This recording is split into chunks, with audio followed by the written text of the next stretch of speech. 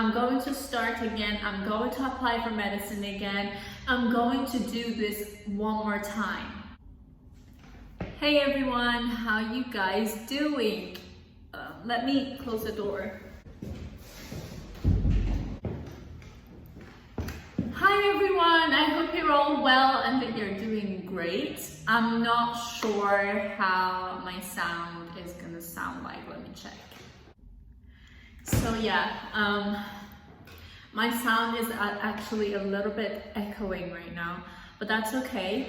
Hopefully it doesn't actually bother you guys as much, but I'll try and tweak it a little bit on the application I edit my videos on. So guys, I'm gonna keep it very simple and very on point.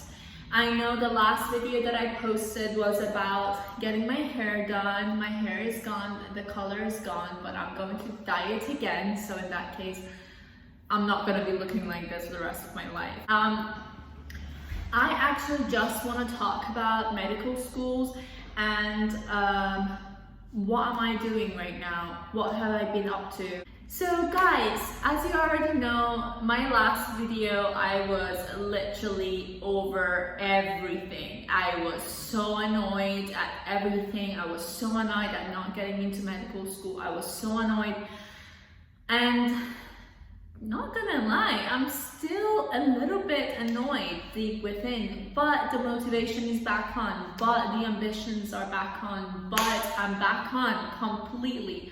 I'm going to start again. I'm going to apply for medicine again. I'm going to do this one more time. In fact, it could be more than one more time, to be honest, God knows. But guys, just to give you an update on what I've been doing. As you guys already know, I'm doing my master's in cardiovascular, it's Masters of Research in cardiovascular health and diseases, and I'm doing it at the Manchester University. It's an amazing course. It has a lot of aspects going on.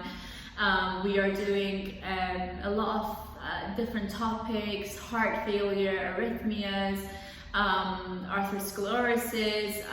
We're doing so many different diseases, and it's fascinating. And my project is actually on left atrial mitochondria and how they change in heart failure compared to a control healthy individual. Actually, we are working on animal models, and I don't know if I actually spoke about this or not, but at the beginning of the year of my master's, to be honest, I have to talk about this in detail, so I'm gonna recap and go back to the beginning where everything started. So guys, I basically applied for master's and I went for it and I got accepted for cardiovascular diseases and health at Manchester University. I applied for neurology as well, neuroscience, but I didn't get accepted, and the reason why I didn't get accepted was because they wanted experience and I didn't have it. I went from my biomed from my degree, I went straight away to do my master's, and I didn't have any experience whatsoever in labs or anything like that. Just literally went straight for master's because you already know I was going to do medicine. Anyway, I started doing my master's the first week. So I was supposed to start on the 23rd of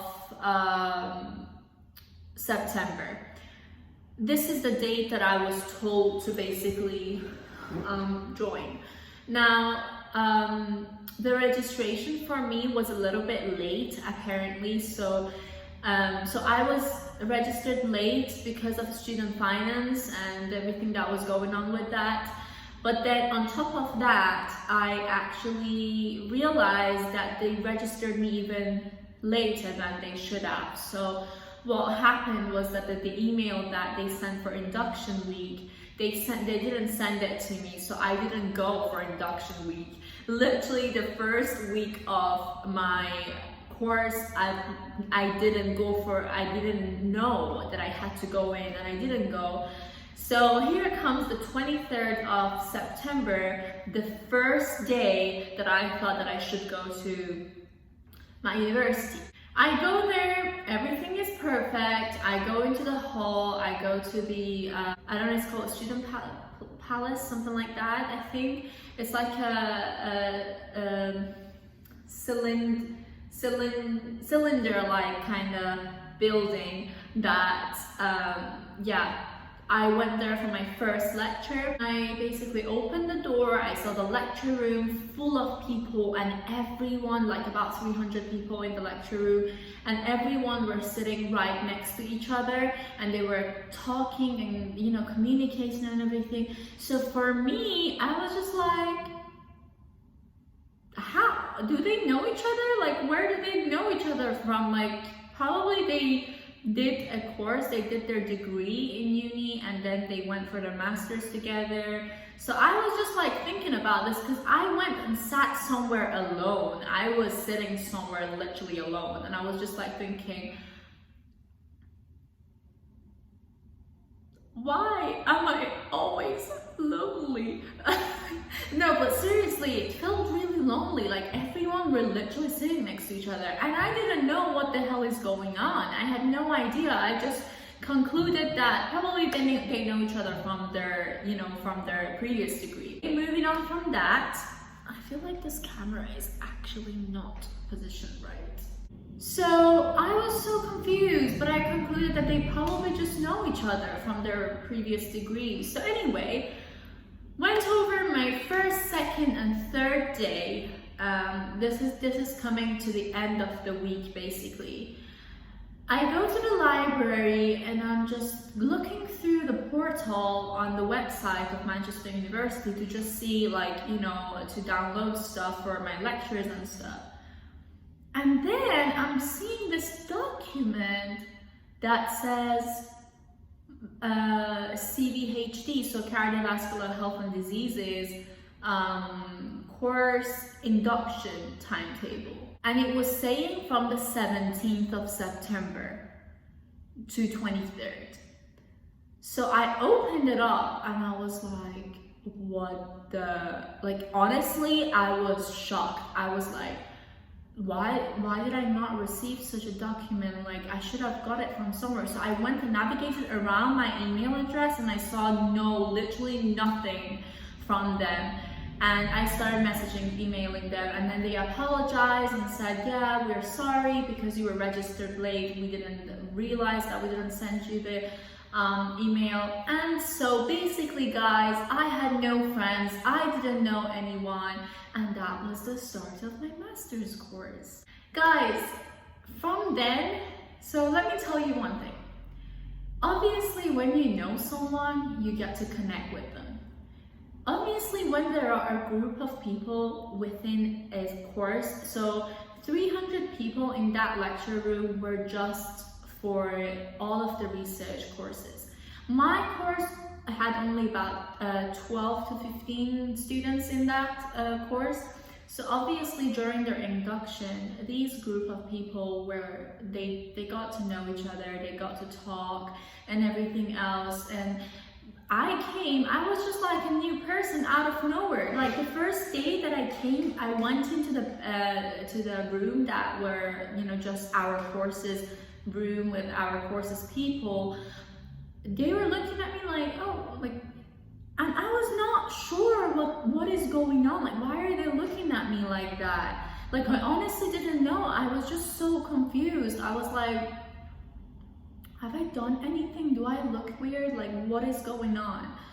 And then I found out that actually those people were looking at me because I was new and I missed the induction day. Like, I missed the induction week, not just the day, the week. And it's pretty embarrassing, but it wasn't my fault. And I'm not gonna sit down and explain to everyone because, again, one thing I want to mention, when the group of people know each other, they're not gonna allow you to get into that group soon because they're not gonna connect. I don't know if you have been in this situation or not, leave it down in the comment below. But it's literally so devastating that you are trying to communicate, but that connection is not there. And then you're just asking yourself, why? And guys, from then onwards, I could not connect with the group of my course at all. I've only had like, I think 3 to 2 people that I talked to, and that's only a little bit, like only whilst we were in the uni, but otherwise no one. I couldn't connect with them, I couldn't communicate with them fully, and literally that made me not even feel like going to the university, because it was just like, it was segregated, like people were together in groups and I was just there like honestly, I was full of anxiety throughout my year. And by the way guys, now that I'm actually recording this video, it's a month left to my master's.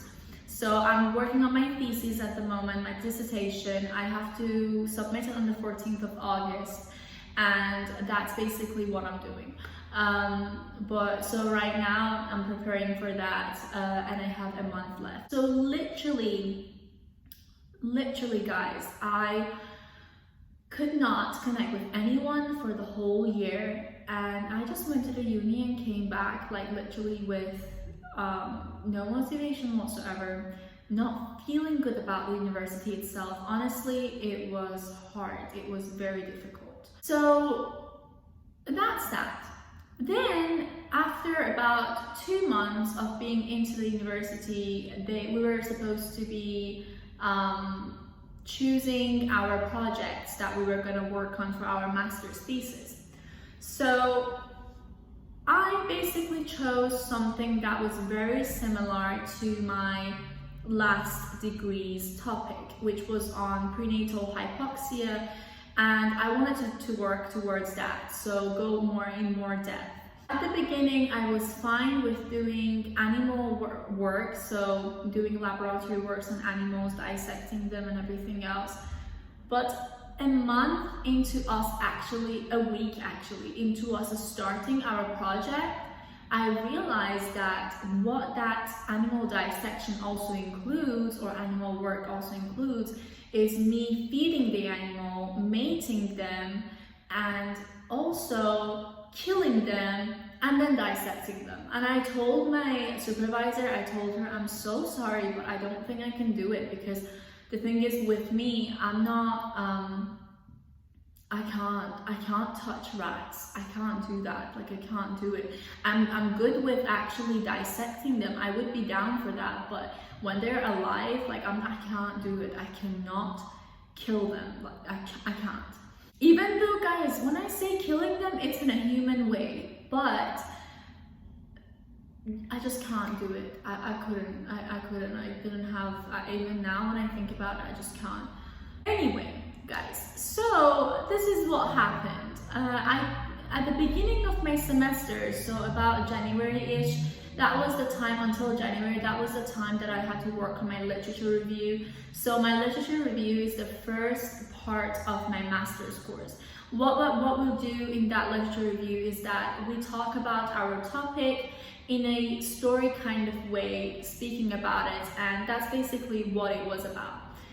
Then at the end of your literature review, you are going to do a research proposal. That's where your actual project work is going to come in for your next semester. So that research proposal would explain, okay, this is my project, this is how we're going to do it, these are the methods, and these are my hypotheses, and these are my aims, and this is what I think will happen, and you will submit that. That's like literally a 2,000 words worth of essay, kind of. It's not an essay, but a proposal. That was when I decided that I don't want to do the animal work, and I talked to my supervisor. Thankfully, she helped me a lot with changing the project into a computer based project.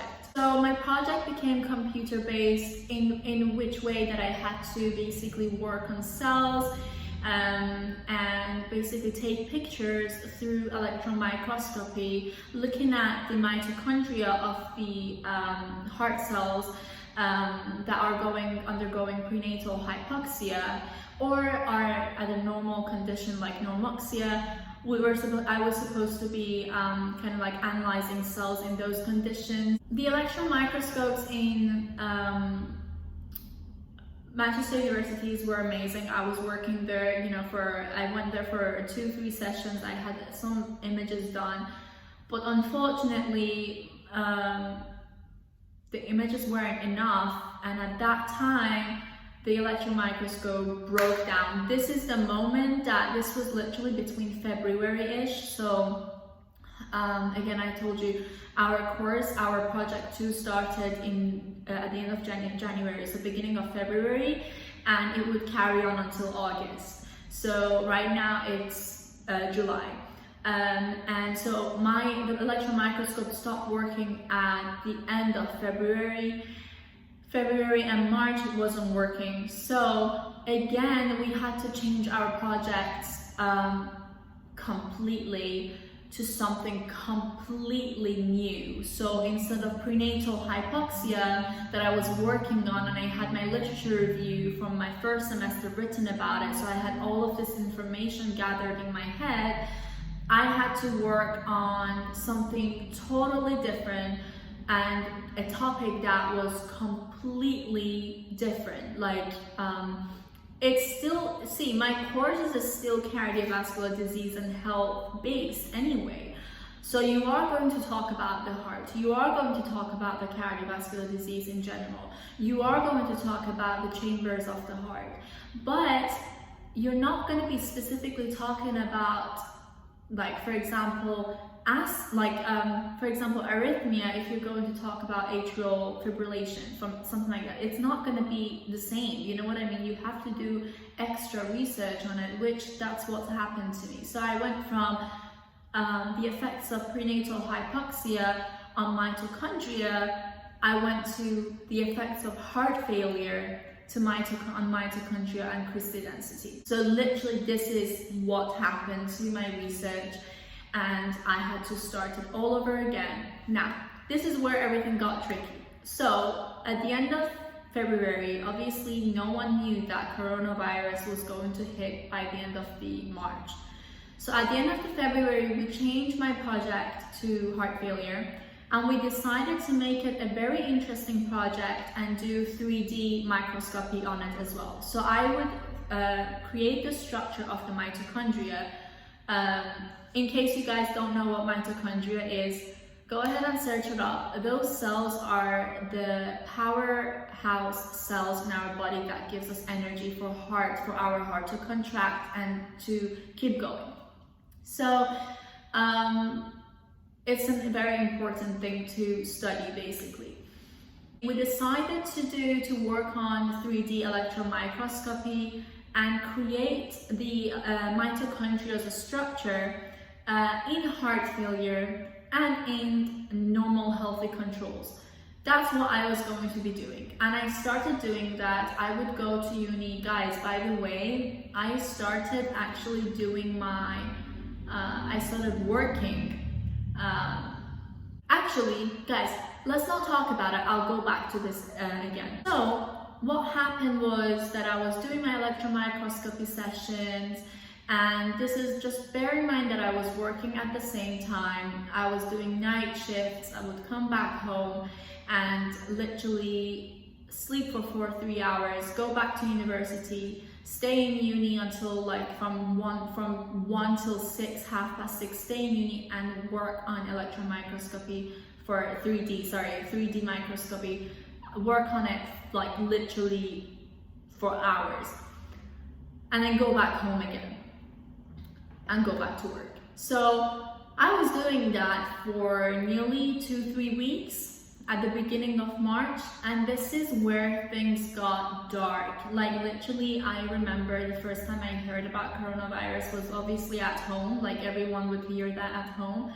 But the first time I actually understood what the heck is actually going on and how serious this disease is the moment that I was sitting down in the department that we are usually in the CTF building, and this doctor from the Manchester Royal Hospital came in, because they obviously they do research and they do laboratories, you know, it's linked, so laboratories work, so it's linked. And the person came in, and I overheard the person saying, the doctor saying, we've had a 13-year-old and we had a 20-year-old student, in our Stockford building, which is a medical building for medicine, for people that do medicine in Manchester University, and that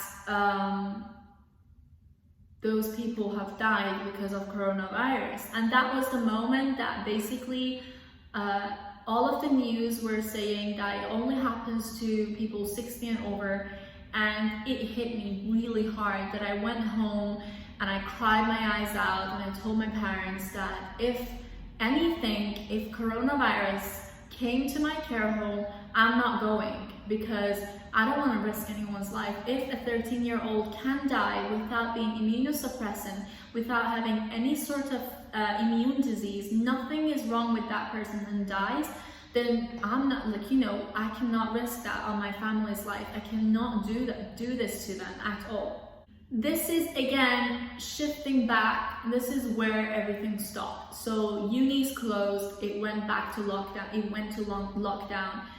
And we were supposed to be remoting to universities' computers to do our project the way we were doing. Thankfully, my project was computer-based, but other people's projects were obviously laboratory-based, so I don't think they could have continued. They just had to go with the results that they had. So guys, what happened was I came home, I started remoting to the computers of the Manchester University. It was, at first, it was so hard to actually remote, it wasn't working. It took at least 5 days for it to work for us to remote, and this is literally me being halfway through April, and trying to get my results done, so my data done, so that I can start writing. Obviously, I could have done my introduction, but I was focusing on one thing at the same at one time. And anyway, so I was doing my work, continuing with the 3D model that I made, and then suddenly it stopped promoting completely. That was when I got so even more devastated, because I was working, I loved that aspect of the project. Doing 3D modeling is absolutely amazing. It's an amazing thing to do. I mean, like, I loved it so much. It was so interesting. And it had this whole system behind it that I loved, and it was so therapeutic to sit down and do that. If you guys have done it, you know what I'm talking about.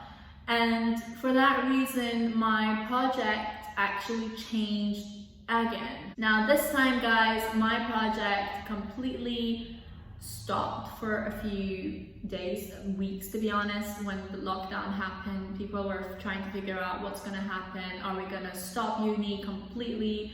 Are we going to come back to it? And so no one knew. No one actually knew what's about to happen and what's to come, really. No one actually had an idea about it. And one day my supervisor messaged me, emailed me, and told me that we can continue with going ahead and doing your project. We're not going to do 3D analysis anymore. We're not doing 3D microscopy anymore. What we're going to do is just working on your 2D electron microscopy that you had before. Bearing in mind, guys, as well as doing 3D microscopy, I was doing 2D microscopy, just like my previous project on prenatal hypoxia that the electron microscope stopped working. I did the similar thing for this one. Thankfully, I didn't have to go and take pictures. The pictures were ready, so I could just analyze them. And this is what I did. So I analyzed the pictures, and those were my only results for my master's thesis. And I started working on that, and I'm basically just doing that at the moment. But what I'm trying to tell you is that my project literally changed 4 times throughout the 3 to 4 times throughout the year. And that first time that I said that I don't want to do animal work, it was just because I was uncomfortable. I don't want to put that animal in an uncomfortable situation, and I don't want to put myself in an uncomfortable situation. It's not going to be ethical if I cannot work with that animal. Either way, for animal or for myself, I cannot do that. Mentally, I would just drain myself. So that's basically it, and I'm just doing that at the moment. With regards to work and what I've been up to since October, I think the 10th of October, I started working at an Alzheimer's residential home. I was a healthcare assistant. At first I was doing days and day shifts, and then I decided that actually night shifts work better for me, which was amazing because it actually gave me a taste of how it is to work on night shift if you are in the hospital, or if you're working at a very extremely sensitive situation, to be honest, because it wasn't like any other care home, because as you guys know, or if you don't know, I've been working in Stephenhill Hospital in Manchester for 4 years as a volunteer, and I was working there and during day shifts. So it wasn't really as hard because you're just doing, it's not hard to be honest. But I did night shifts at Alzheimer's wards. And guys, we have to do another video on this, but I'm gonna just give you an explanation on how it is. Alzheimer's patients are awake 24/7. Some of them, to be honest.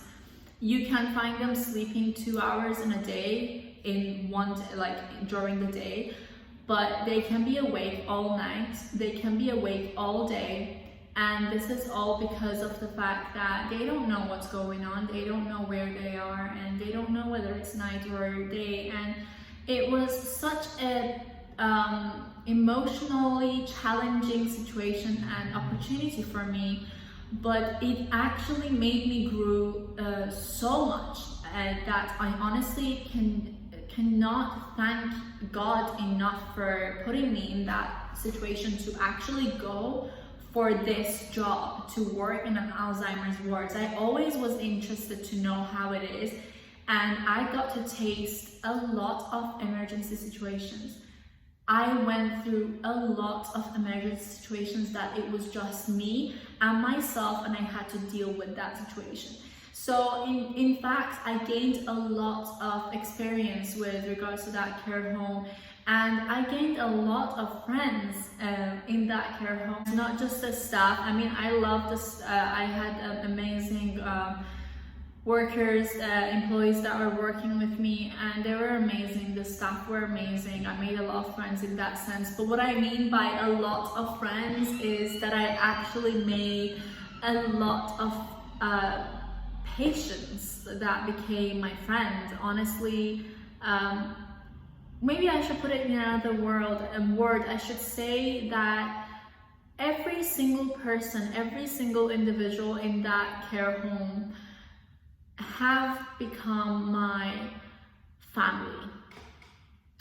Literal family. And I can tell you guys that I was so emotionally drained after everything that happened with coronavirus that I could not believe for a second that I cannot see them anymore, or some of them I actually, it was such a challenging job, but with so much to it that I will forever be grateful for this path to stop by, for this opportunity to stop by in front of me, in front of my feet, for me to choose it and go ahead and do it.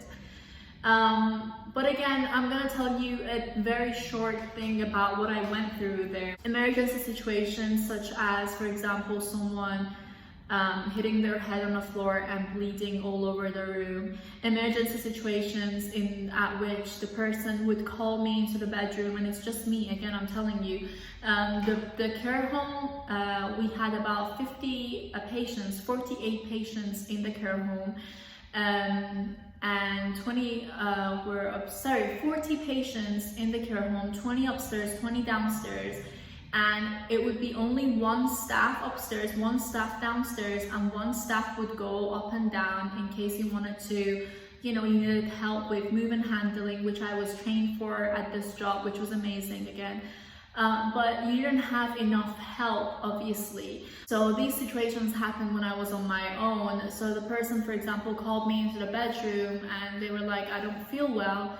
And I would sit them up and they would literally collapse in my arms. Like whilst I was sitting them up, they would collapse in my arms, and the situations were like this situation in particular were in a way, it was in a way that the buzzer that you can call and put emergency on so that someone can come and help you was 2 meters away from me. I couldn't reach out, so it was just me and myself. This person would either die in my arms or I have to do something about it.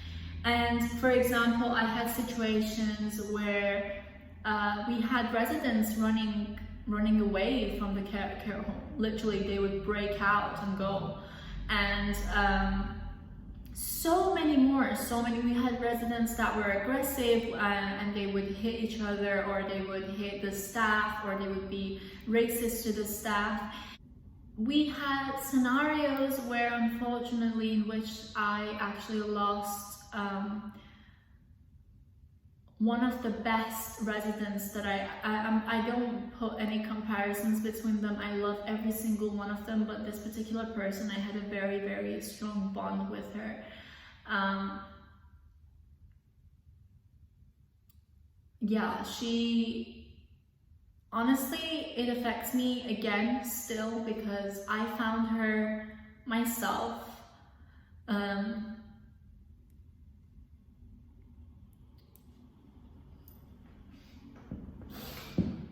Okay guys, I'm sorry.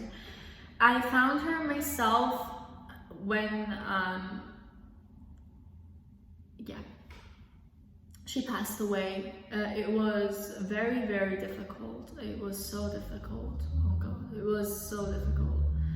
And I have seen people, obviously I have seen death before, through treatment withdrawals, for example, within Shaw Hospital. I used to work there, shadowing a doctor, and I did see death, but not in the sense like to find someone dead under bed, and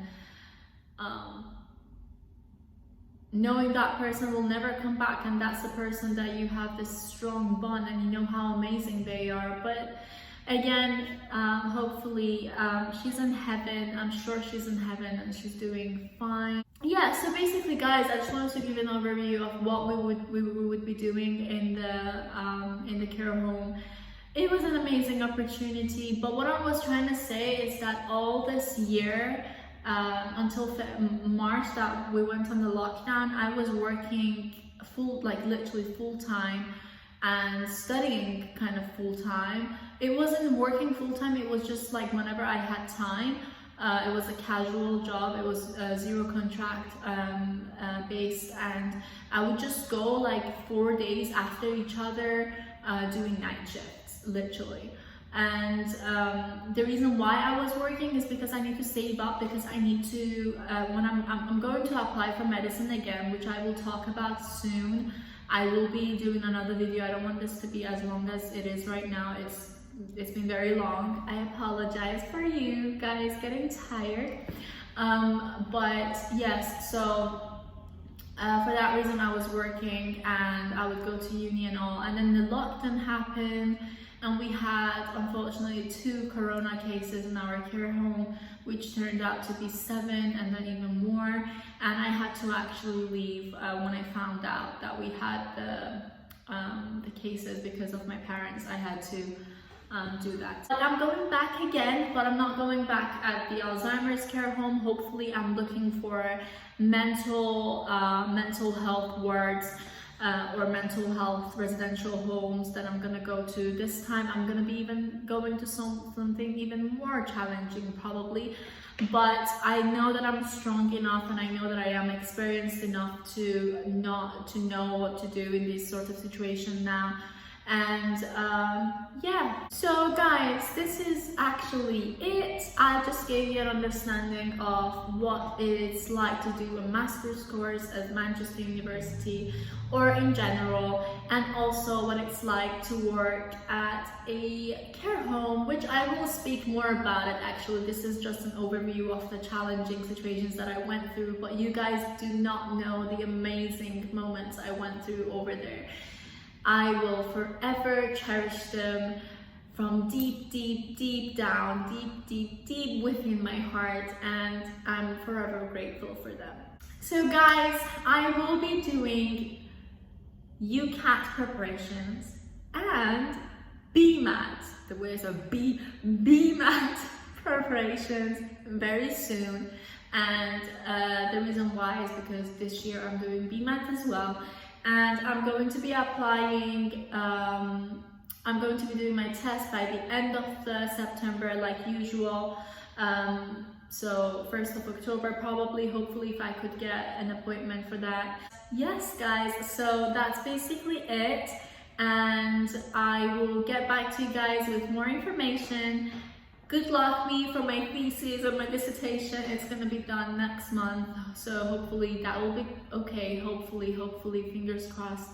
And yes, thank you so much for watching, and take care of yourself, and tell me what you're up to nowadays. I'll leave it down in the comment below, and we'll talk later. I love you guys so much, and yeah, take care. Bye.